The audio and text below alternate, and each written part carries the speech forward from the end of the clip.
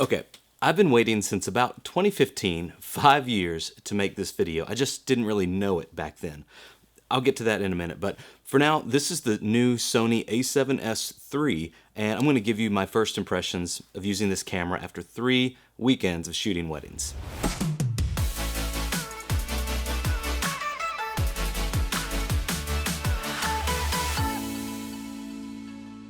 So just a quick little bit of context. I've been shooting weddings since 2015, and that was very unofficial start time. I really started my business in 2016, went full time at the end of 2017, and then it's kind of all history from now. But back in 2015, I started using a little Nikon D3200, and it could shoot 1080, and it could shoot in 60 frames a second. And that was like mind-blowing back then in 2015. Well, maybe not mind-blowing, but for $300 what I paid for that thing, it was a great deal. And I always knew that there was something missing, that I needed something more. And of course, with anything, as you get more comfortable with your craft, as you start learning more about how to use the tools at your disposal to make things really creative and to make the best quality possible, and then of course you steal ideas from other people, I always wanted better gear and better cameras and yada yada. And you kind of get wrapped up in gear acquisition, but I feel like this camera, the Sony a7s III, is essentially the culmination of all of the things I've wanted in a camera for the last 5 years. And I want to give you a few items and a few things. I have a list of things I want to talk about, but these are essentially my first impressions. This is not a review. I want to do a review eventually, but after shooting with this camera for 3 weekends at 3 separate weddings, trying some different settings out, I have definitely some things to tell you about. So first off, I kind of want to go with these in order of how I experienced them, just because they were my experience. But the first thing you're going to notice is the ergonomics of it.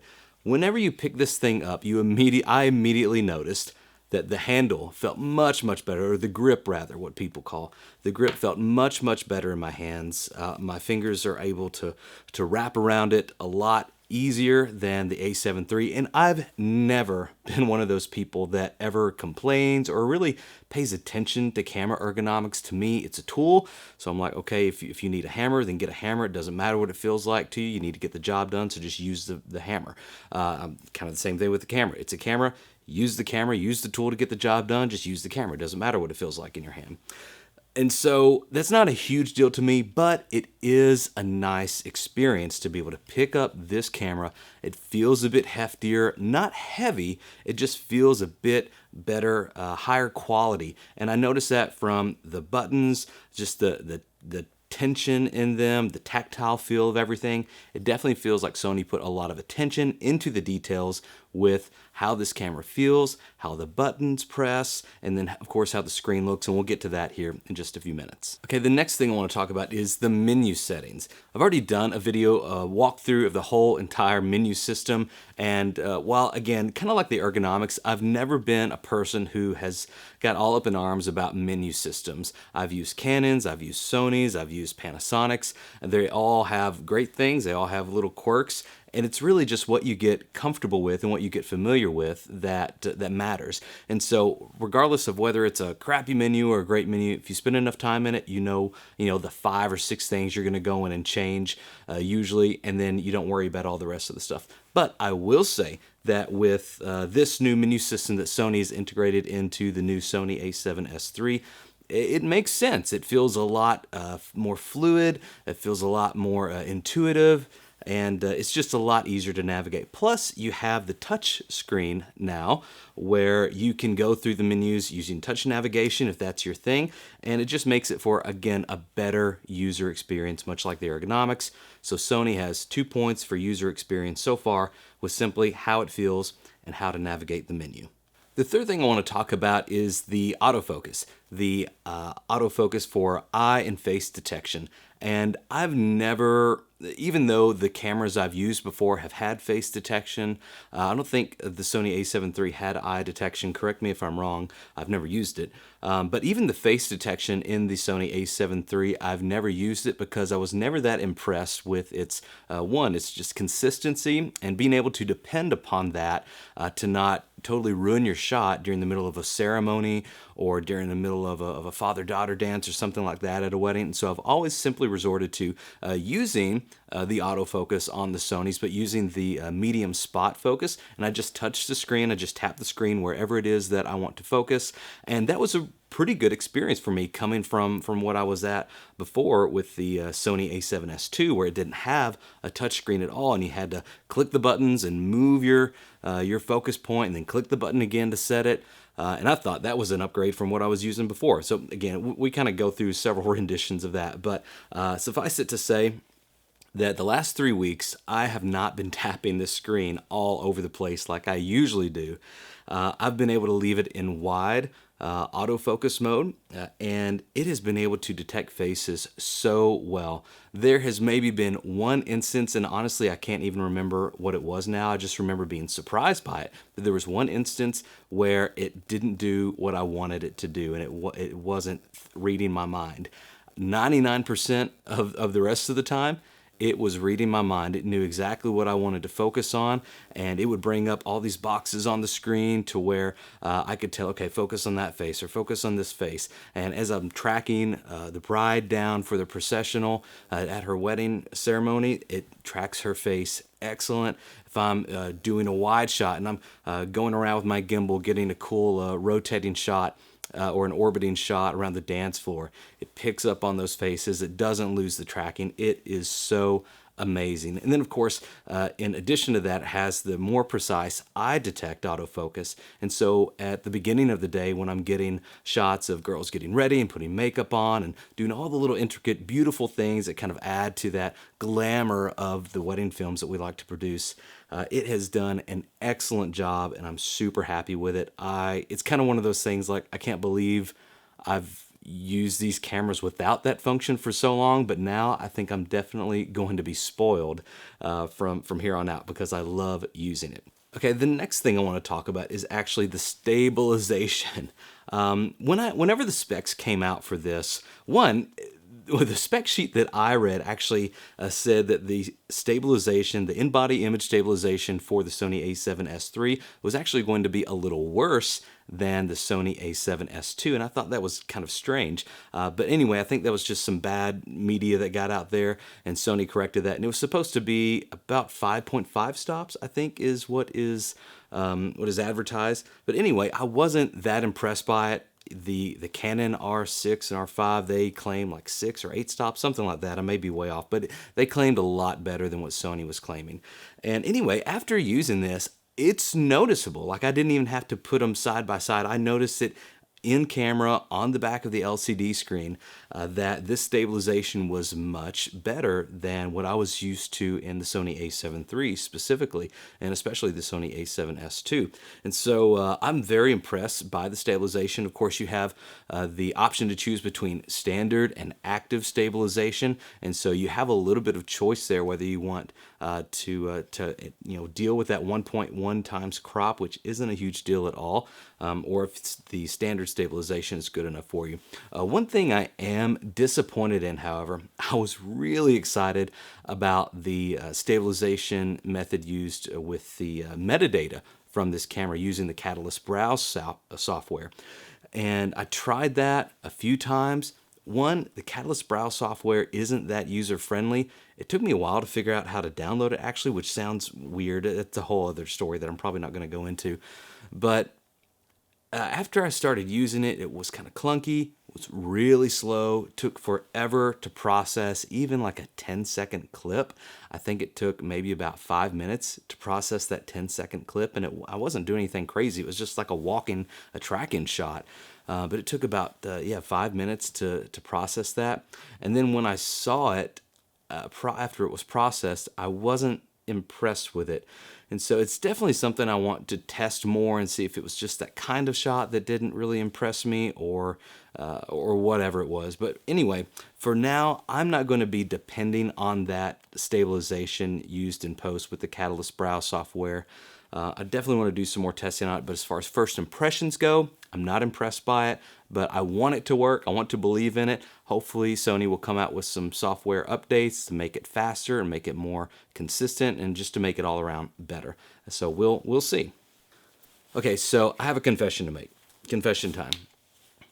The first weekend that I got these cameras, they came in the mail right before I left for a big shoot that was like 8 hours away. And so I'm getting all my gear in my car, getting ready to head out for this wedding that's like 2 states over. And I get that notification on my phone and my email that your package has been delivered. It's signed for. It's ready to go. So I'm like, oh my gosh, I want to go pick these up, and then I'll speed a little bit on the way there and make up the time.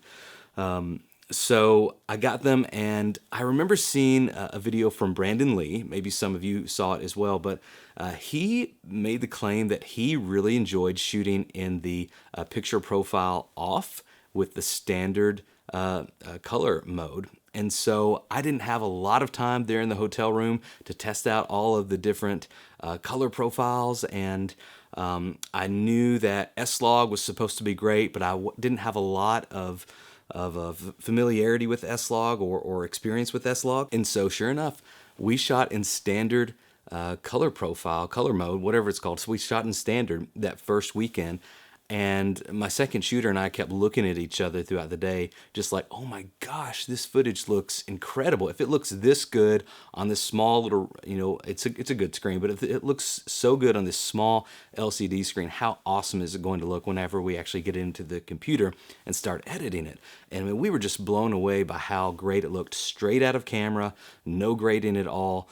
Of course, the dynamic range took a hit, but even then, even in standard mode, we were really impressed with how the footage looked and what the dynamic range was, even in standard mode.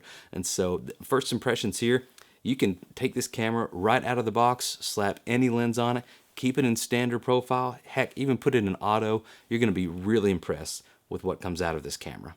And of course, I want to do a whole separate video about this, but the low light performance in this is incredible. I was able to get some really awesome footage that I normally would not have been so aggressive with. My ISO with my A7 III setup, I probably would have stopped at about 10,000 ISO, maybe 12,800 ISO, and then just maybe tweaked it a little bit in post. But here, I was able to comfortably boost this guy up to 20,000 ISO, 40,000 ISO even, and the footage is usable, absolutely usable. And I really pride myself on high quality images, so it's not just like I usually use crap footage anyway. But I'll try to put just maybe a few clips up on the screen if I can do that real quick. But I definitely want to make a whole video about this so you all know what you can look forward to with the high ISO and the low light performance of this camera. It's really nice. Okay, so now I want to kind of transition a little bit.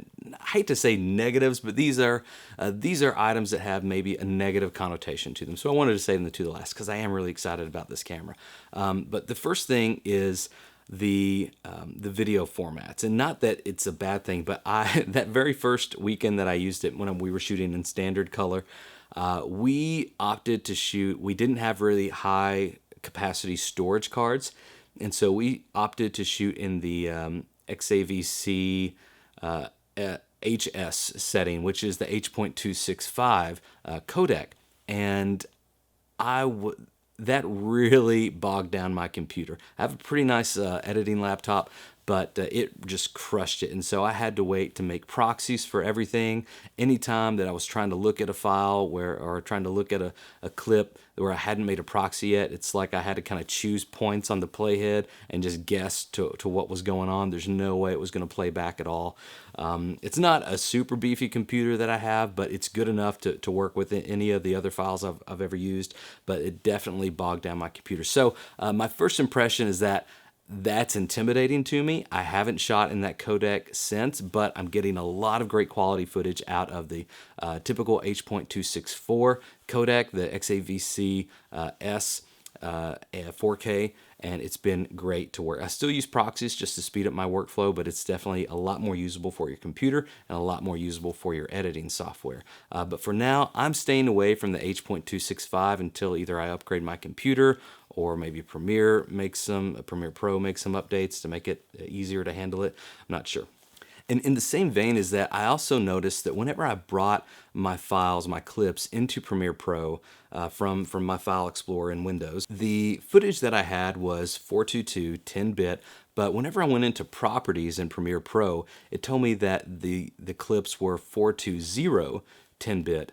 And so I didn't do a lot of digging or a lot of research on that, but I just kind of stored it away in the back of my mind as something to look into. So I'm not sure if that's an issue with Premiere Pro, that it just needs to update to be able to accurately read those files, or if there's something in the camera where it thinks it's shooting in 422, but it's really shooting in 420. I'm not sure, but that was something that I was a little concerned about. So I'll definitely follow up with you in a post or something like that as I find out more. And so all around, I am super, super happy with this camera. You know, a lot of times something gets built up in your mind and there's so much hype and there's so much expectancy going into a product or a service, especially in our world where you're almost guaranteed to be let down. And I am so happy to say that I am nothing but satisfied and elated with the Sony a7S III. I think it is the perfect camera upgrade for 2020 when everything else is going into the toilet this year. Sony came through for us and got us an incredible camera. And I'm even giving them a pass on waiting so long because they put as much technology and as much forward thinking into this camera as they can muster. So thank you, Sony, very much. We appreciate it. And so if you are interested in this camera, please rent it or buy it and or borrow it from a friend or something like that. I think you will not be disappointed at all. If you are someone who is working in another system right now, either Canon or Panasonic or Nikon, and you're really curious about this camera, I highly recommend to rent it or to borrow it from a friend for a weekend. Shoot around with it, see what you think. I don't think you'll be disappointed at all. It has so many great features and they all coalesce together in such a beautiful way that makes for an incredible user experience. And most importantly, they help us as creatives deliver better quality products, better quality services to our clients at a quicker rate for hopefully a cheaper price, especially if you were maybe wanting to go for a cinema camera or something like that. I think the Sony a7S III is going to tick a lot of those boxes off of your checklist that you're wanting. So check this out. I don't think you'll be disappointed. I keep saying that, but that's really what's on the front of my mind. And so, hey, I've been Luke with Wedding Film Coach. Thank you so much for stopping by the channel and for watching. I have a ton of videos coming out about this camera, which lenses to use, which autofocus settings to use, which S-Log color profiles and settings to use for the best cinematic quality video.